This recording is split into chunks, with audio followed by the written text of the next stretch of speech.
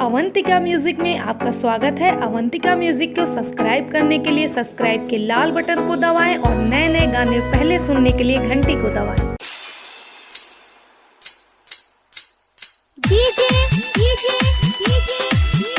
अमित अपहर अपहर अपहर अपहर।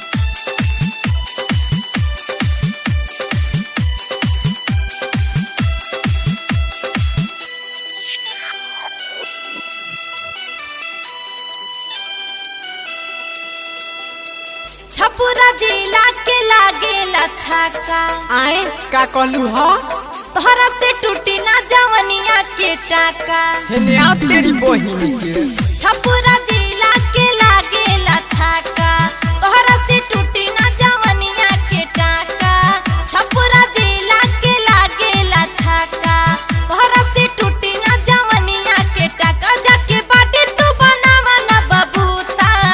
ए हो बोरा बिछावा हेने जान समाना में ठोक दी खूंटा। बोरा बिछावा हेने जान जोगारा में ठोक दी खूंटा। छपुरा जिला के लागेला छाका तोहरा से टूटी ना जवनिया के टाका। जाके बाटी तू बनावा ना बबूता। बोरा बिछावा हेने जान समाना में ठोक दी खूंटा। बोरा बिछावा हेने जान जोगारा में ठोक दी खूंटा।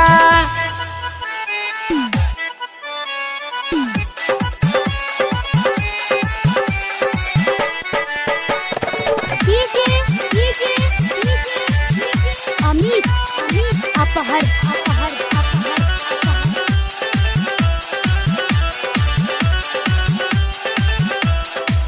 आरा के लोग के चली न चारा जिला सिवान के होला न खारा रे। आरा के लोग के चली न चारा जिला सिवान के होला न खाड़ा। आरा के लोग के चली न चारा जिला सिवान के होला न खाड़ा। सतरम डिहरी रहेला सिहरी जिला चंपारण साटे ननियरी हाजीपुरियों से दिल नहीं टूटा। ए हो बोरा बिछावा हेने जान समाना में ठोक दी खूंटा।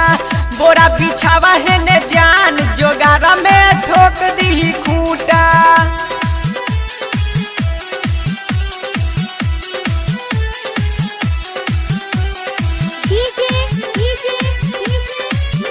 अमित अपहर अपहर अपहर अपहर। बलियों के लोग ना गलियों हो काटे मौगा मुजफ्फरपुर के लोगवा हो बाटे। सुना ना बलियों के लोग ना गलियों के काटे मौगा मुजफ्फरपुर के लोगवा हो बाटे। बलिया के लोगवा गलियों ना काटे मौगा मुजफ्फरपुर के लोगवा हो बाटे।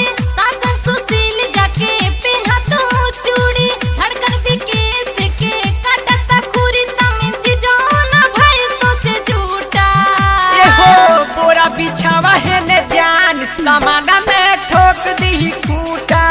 बोरा बिछावा हेने जान जोगारा में ठोक दी खूंटा।